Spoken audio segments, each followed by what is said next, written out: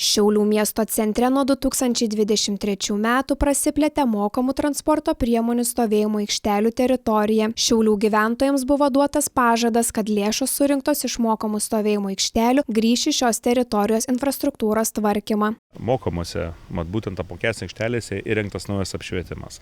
Tai šiuo metu Šiaulių gatvė apšvietimas atlieka tokią dvigubą vaidmenį. Tai pirmiausia, kaip jau daugelis turbūt žinote, apmokestintų vietų rinkliavos administravimą, tai yra surenka, administruoja ir perduoda surinktas lėšas Šiaulių miesto savivaldybei ir tuo pačiu atlieka tų mokamų vietų kontrolę. Na ir antra ta funkcija, tai tų būtent mokamų stovėjimo aikštelių apšvietimo projektavimą ir to apšvietimo įrengimą.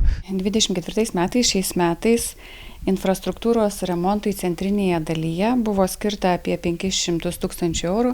Tai yra panaši suma, kiek buvo surinkta už parkavimą centrinėje miesto dalyje.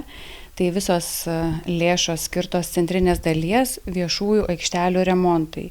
Aikštelėse sutvarkoma asfalto danga, atnaujinamas apšvietimas, ten, kur reikalinga įrengiami dviračių stovai ir aikštelės tikrai bus daug tvarkingesnės. Jau sutvarkytos aikštelės yra prie Trakų gatvės 39, šiauliečiams gerai žinoma kaip Verbsto aikštelė, ir aikštelė tarp Tilžės gatvės 124 ir Vytauto gatvės 103A, o šioje aikštelėje gyventojų patogumų įrengtas papildomas parkomatas. Buvo suprojektuota kaip pavyzdys ir įrengta 10 šviestuvų aikštelė ir prie jos ribų kiemus apšviečiant ir taip tikrai sudarant patogias sąlygas parkuoti ir ypatingai tamsiu paros metu. Taip pat yra jau apšviesta aikštelė priešais autobusų stotį tarp Tilžės 124 ir Šiaulių vandenų pastato Vytauto 103A. Tiesa, rangovai dar šiais metais turi pradėti darbus aikštelėse prie Mickevičiaus gatvės 9, taip pat tarp Dvaro gatvės 47 ir 51 daugiabučių namų ir Aušros alėjo 19 bei prie geležinkelio stoties. Darbus planuojama dar pradėti,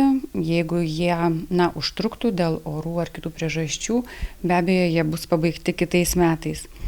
O 2025 metais bus tęsiami pradėti darbai. Tikslas yra toks pat, surinktos lėšos už stovėjimą centrinėje miesto dalyje bus grąžinamos centriniai miesto daliai, tai yra jos infrastruktūros tvarkymui. Toliau bus tvarkomos viešos aikštelės, mažesnis, didesnis, blogos būklės.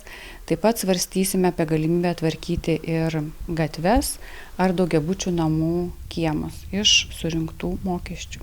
Gavę iš užsakovo, ko tikrai ir labai džiaugiamės, užsakovo poziciją, norime jam padėkoti, ypatingai miesto merui ir jo komandai už tikrai tą pasidalinimą, kad ne tik tai mes renkam, bet ir už tą surinkimą tuo pačiu gerinam tų aikštelių infrastruktūrą. Tikimasi, kad oro sąlygos neįtakos aikštelių remonto darbų ir jau šiais metais transporto priemonių aikštelės bus atnaujintos ir apšviestos.